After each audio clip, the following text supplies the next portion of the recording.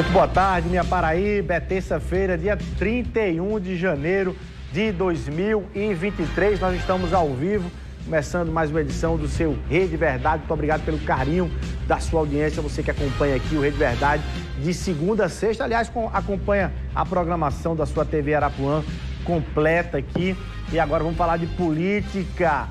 Comigo aqui, uma entrevista você acompanha com o deputado estadual Anísio Maia, do PSB, que está encerrando literalmente o ciclo desse mandato hoje, que amanhã os novos deputados tomam posse na Assembleia Legislativa. Vamos fazer um balanço aí desses 4 anos do mandato de Anísio Maia e descobrir o que ele está projetando aí, como é que ele está vendo a conjuntura estadual da política e o que é que ele está projetando para frente aí na política. E para a gente começar, já falando em conjuntura, já falando em política, vamos saber como é que foi hoje pela manhã, o café da manhã, um encontro, a reunião do governador João Azevedo com os deputados estaduais, inclusive os eleitos, não eleitos, inclusive Anísio Maia esteve presente nesse café da manhã também. A surpresa aí é que o governador João Azevedo convidou, e eles foram, os deputados da oposição na integralidade que estiveram presentes nesse café da manhã. O Washington Luiz esteve lá e acompanhou tudo. O governador João Azevedo reuniu deputados da situação e da oposição para um café da manhã na orla marítima da capital, em um hotel. O objetivo é fazer com que os palanques sejam desarmados. No estado da Paraíba, segundo o próprio governador, ele foi eleito para governar com todos. E neste momento, ouvir a oposição e a situação é importante para o futuro do estado. O encontro durou 2 horas em um hotel aqui da capital. Oposição e situação se reuniram para destacar a importância das ações que serão desenvolvidas na próxima legislatura. Hoje o governador reeleito, que derrotou as outras forças políticas da Paraíba tradicionais, e hoje ele inova convidando todos os parlamentares, bancada, oposição, até para uma discussão política que vai construir o que é melhor para a Paraíba. E a construção começa aqui, nessa articulação política. Deputados de oposição também fizeram questão de engrandecer esta postura do governo em abrir diálogo com a oposição. A divergência continua, o diálogo é feito para isso mesmo, para que a gente possa, apontando as divergências, apontando as diferenças, encontrarmos semelhanças para uma Paraíba melhor, mas, repetindo suas palavras, é isso mesmo, é o caminho de a gente aqui, todos os poderes, executivo e legislativo, também depois chamar o judiciário, o Ministério Público, para que todo mundo, enquanto agente público, a gente não é nada mais do que um servidor público. Então a gente tem que estar à disposição dos poderes para que a gente discuta o melhor para a Paraíba. Foi uma reunião bastante proveitosa, né? Foi uma reunião amistosa. Cada deputado teve a oportunidade de sentar perto do governador, de externar seus anseios, suas reclamações. O governador escutou atentamente. Conversei com alguns secretários. A minha pauta foi segurança pública, saúde, educação, mas acima de tudo foi para abrir o atendimento dos nossos pleitos junto a secretários e para que os nossos projetos dentro da casa, que não prejudicam o governo, sejam aprovados. A Assembleia Legislativa, o governo do Estado, Executivo e Legislativo, eles dialogam, eles conversam, mesmo pensando diferente, mas a gente pode sentar à mesma mesa. Nós fizemos isso hoje, nós estamos indo agora para uma reunião da oposição inteira, para que a gente possa discutir outros assuntos. Mas, enfim, eu acho um passo importante para manter essa relação institucional, mesmo que haja essa discussão crítica por parte da oposição. O governador João Azevedo dá um gesto de grandeza em convidar todos os deputados estaduais, não só aqueles que compõem a sua base, mas também aqueles que compõem a bancada de oposição, para poder ouvi-los também na construção dessa nova Paraíba. O horizonte que a gente vislumbra, ele é muito promissor, já que o governador João Azevedo encontra-se em condições muito favoráveis para poder fazer a Paraíba crescer e se desenvolver cada vez mais. A gente está com um estado com as finanças mais equilibradas do Nordeste, e uma das mais equilibradas do país. A gente tem agora um governo federal que é aliado do governo estadual. Então a Paraíba tem tudo para chegar em patamares cada vez mais altos. A Paraíba tem tudo para voar nessa administração do governador João Azevedo II. Momentos que antecedem amanhã a posse dos novos deputados estaduais, o presidente da casa, Adriano Galdino, falou da importância deste encontro e que os poderes estão unidos em prol do estado. O governador, com esse seu gesto, com essa sua atitude, mostra definitivamente que é o governador do diálogo. esse seu gesto é um gesto de respeito ao parlamento, de respeito ao poder legislativo, um gesto de respeito à oposição e à base. O governador sabe da importância de ter uma oposição crítica, de críticas construtivas. O governador sabe da importância de ter uma base afinada, uma base que lhe dá sustentação política, que lhe dá governabilidade, e esta governabilidade que ele pode fazer as suas políticas públicas e pode implementar seus projetos de governo. Tá aí. E o governador João Azevedo, naturalmente, falou para a nossa reportagem, destacou a importância desse encontro e dando esse exemplo de que ele estava atendendo os deputados todos, querendo que os secretários também façam o mesmo. De desenvolvimento, baseado em projetos de infraestrutura, baseados na reestruturação administrativa. Então já encaminhamos através de medidas, já tomamos medidas através de medidas provisórias, mudando a estrutura. Mas isso será discussão também dentro da Assembleia para que seja transformado em lei. Mas nós estamos trabalhando basicamente naquilo que o Estado poderá apresentar enquanto evolução de infraestrutura. Ampliação de programas importantes como está na mesa, ampliação de programas importantes como o Opera Paraíba, que hoje já entrou na área do Opera Paraíba Pediátrico, para acabar também, não permitir que se crie mais uma fila na Paraíba de pessoas esperando. Ou seja, o governo continuará trabalhando, ajudando, mas principalmente tentando colocar a Paraíba num patamar diferenciado, que a Paraíba seja ouvida no processo de discussão e desenvolvimento desse país. E estamos conseguindo, não só através do Consórcio Nordeste, como através do próprio Conselho da Federação, que foi criado agora pelo presidente Lula. Eu vi, e com muita satisfação, o compromisso de fazer com que os projetos que foram apresentados pelo governo do Estado, que foram projetos na direção, na busca de uma Paraíba melhor, terão o apoio desses deputados, independente dos seus posicionamentos com relação à política. E eu fico feliz que os deputados tenham essa compreensão, porque é assim que se faz política. Não é com a picuinha, não é pelo simples fato de ser um projeto do governo que a oposição não vai votar favoravelmente. E nem pelo fato de alguém da oposição votar favoravelmente estar aderindo ao governo. É essa questão que muitas vezes é colocada, até na mídia, nas discussões internas, é que precisa ser colocado no outro nível. Não se faz política dessa forma. Se faz política com a compreensão de aprovar projetos que sejam melhores para o povo da Paraíba. Afinal de contas, as pessoas que elegeram os deputados, tanto da base quanto da oposição, são paraibanos e que esperam deles essa postura. Tá aí. Deputado Anísio Maia, muito boa tarde, seja bem-vindo aqui ao Rede Verdade. Já tinha visto isso aqui na Paraíba? Boa tarde. Boa tarde, Luiz. De público aqui, né? Minha felicitação pelo seu aniversário. Obrigado. Né? Estou com uma entrevista num momento importante para você, né? Estou às ordens. Essa cena aí do governador reunindo os deputados, inclusive os que estão fechando o mandato, como você, os deputados que estão entrando a partir de amanhã, os deputados da oposição, é um cenário diferenciado que o governador quer impor na política da Paraíba? Você aprova? Olha, eu acho que a Paraíba está vivendo um bom momento político-administrativo. Primeiro, com a eleição do presidente Lula, que tem toda uma relação com o governo João Azevedo, com a eleição de João Azevedo para presidir o Consórcio Nordeste, que é um consórcio importantíssimo para a região e também para o Brasil, e com essa atitude dele, chamar todos para uma reunião, para pensar na Paraíba, acima das divergências, acima da política do dia a dia. Então isso cria as condições desse governo ser melhor ainda do que o anterior. E mais, eu acho que seguramente o governador João Azevedo vai chamar também a bancada federal, para que nós lá em Brasília tenhamos uma voz só, uma voz que seja articulada com a do governador. Porque não tem cabimento o governador falar uma coisa e alguns deputados, na hora de reivindicar pelo Estado, falar outra.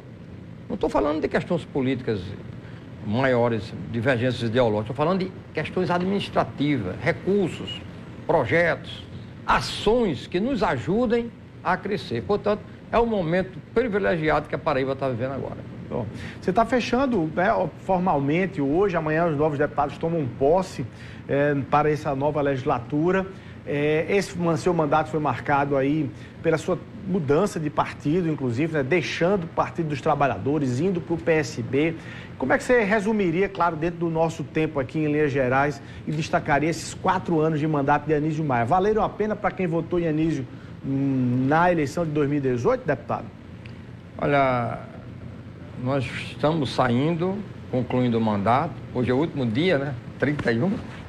Mas nós temos um legado a mostrar ao povo da Paraíba e reconhecido. Em todas as áreas você pode olhar, se for atentamente, ações nossas que tiveram um resultado positivo. Na educação, agora há pouco tempo ajudamos o governo a superar o grande impasse do chamado Bolsa Desempenho dos professores. Teve a nossa participação junto com o governo. Nós atuamos também na área dos direitos humanos, como aquele importante projeto da Lei dos Cartazes contra a Homofobia.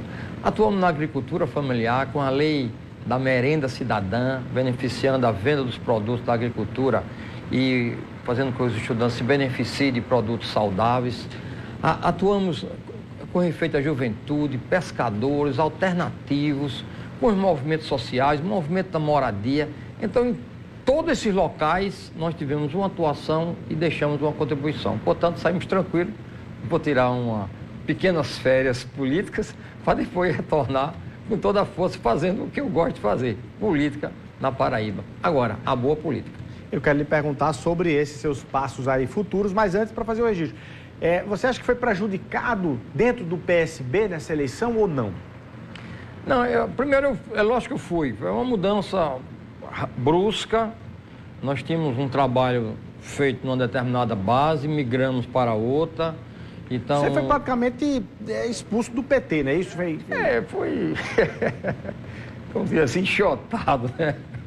Mas não deu tempo para tomar pé no PSB. Entendeu? É como você faz uma mudança rápida e chega no outro local... Não dá tempo de arrumar o quarto. Não dá tempo de arrumar. Então foi isso que aconteceu comigo. Mas teve um negócio importante, que nos prejudica muito.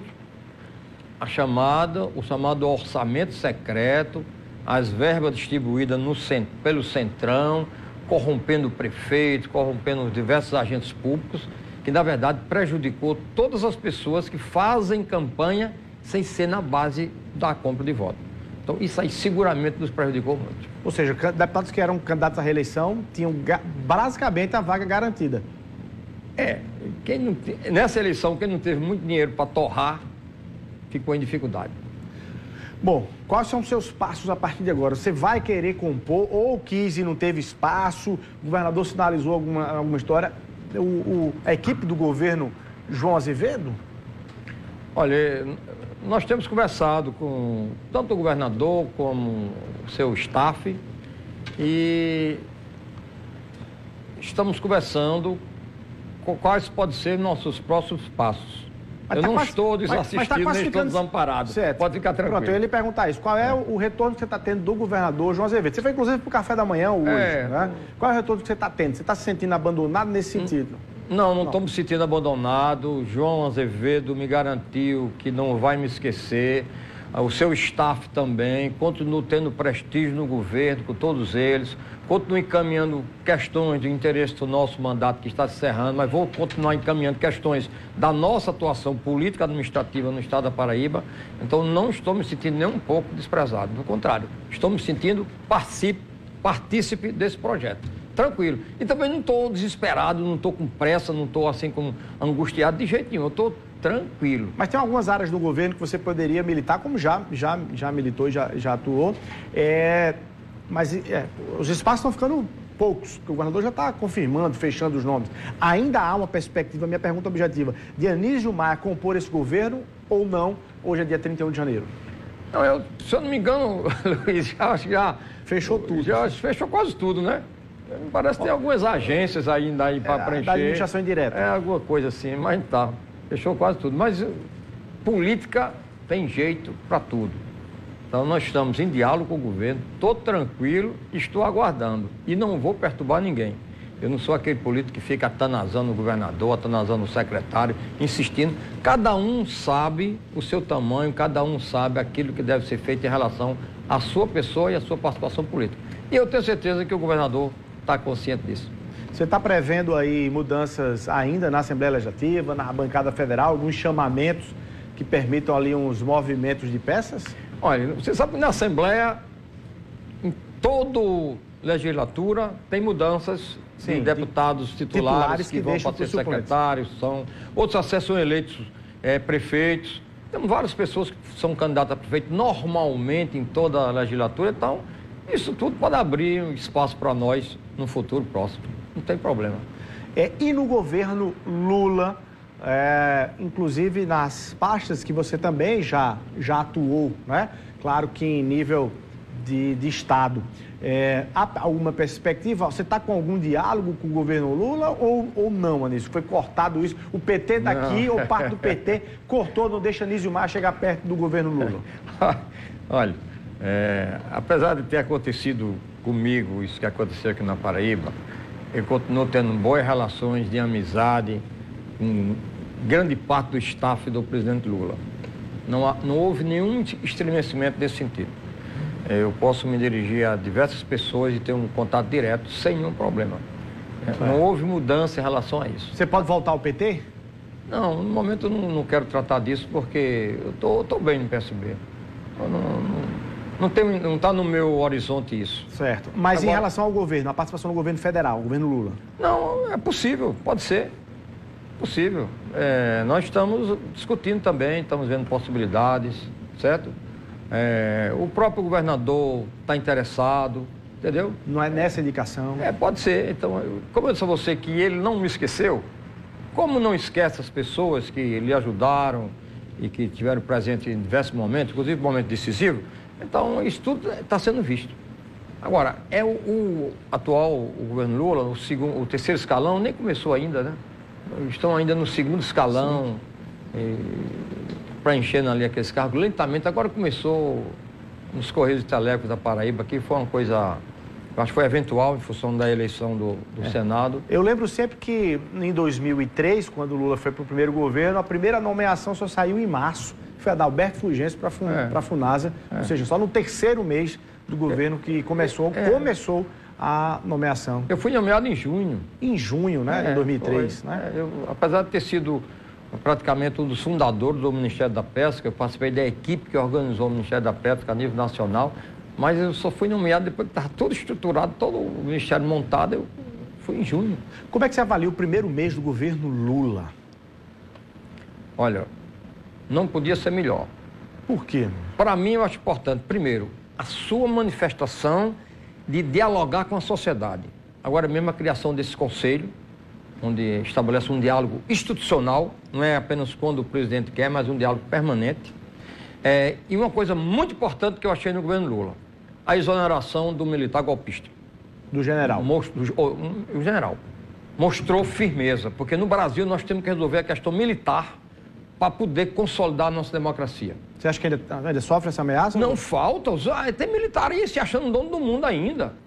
Em todos os países democráticos, modernos, civilizados, militar não dá pitaco na política. Nos Estados Unidos, na Inglaterra, no Japão, em qualquer canto, o militar é subordinado à política. No Brasil, aqui eles querem dar ordem nos comandos políticos. Esse golpista mesmo foi um. Chegou ao cúmulo de evitar a prisão de pessoas que estavam descumprindo a Constituição. Mas isso não é só ele, tem muito.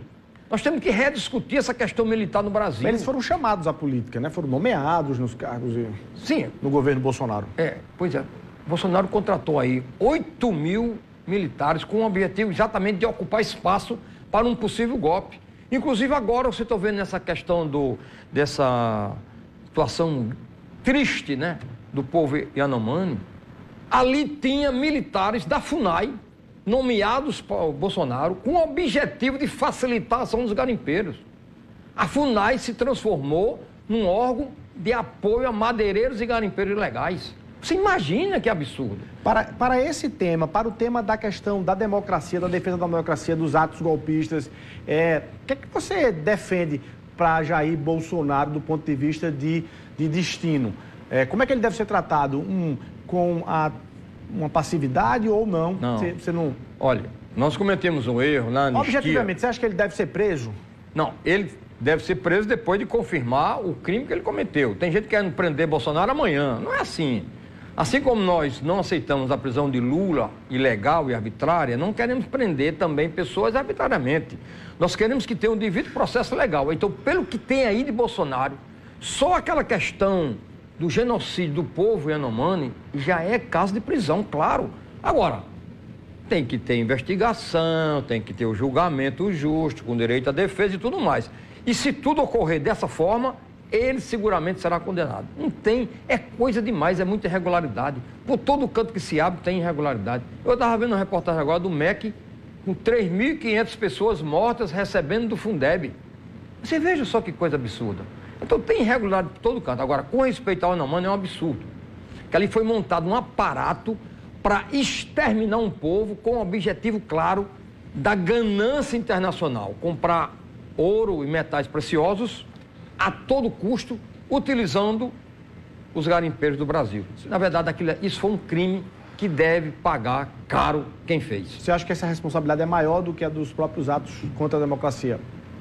É maior, porque ali são vidas humanas. Aquilo parece um campo de extermínio dos nazistas. Eu falo da nitidez, da responsabilização do ex-presidente. Assim, é claro. A impressão digital dele está mais na questão dos Yanomamis do que nos atos terroristas? Olha, eu acho que do Yanomami está mais claro. Nos atos terroristas também estão, porque nós sabemos todos os incentivos que eles fizeram, as declarações dele, tudo que foi combinado, inclusive aquela história do secretário de Segurança viajar. Havia toda uma coisa bem preparada, tudo para um golpe de Estado. Agora, nos Yanomami está claro, porque ele não pode botar desculpa a ninguém. Ali era a responsabilidade do Poder Público Federal e a responsabilidade deles foi o quê? Ocupa tudo, faça o que quiser, deixa o povo morrer. Isso foi o que o Bolsonaro fez. É cenas horripilantes. Você vê indígenas só na carne e no osso, sem ter onde beber água, a água toda contaminada. Então isso é uma coisa absurda. Isso é um crime internacional de genocídio. E o mundo vai cobrar do Brasil. Eles têm que pagar, não só ele, mas aqueles que estavam lá, inclusive os militares que estavam lá acobertando os garimpeiros. Tá aí. Anísio Maia, vamos rapidinho para o intervalo comercial. No próximo bloco eu quero falar sobre eleições 2024 para prefeito. O PSB está querendo lançar candidato nos 223 municípios. Quero saber sua opinião. A gente vai rapidinho para o intervalo comercial. Um minutinho, a gente está de volta aqui.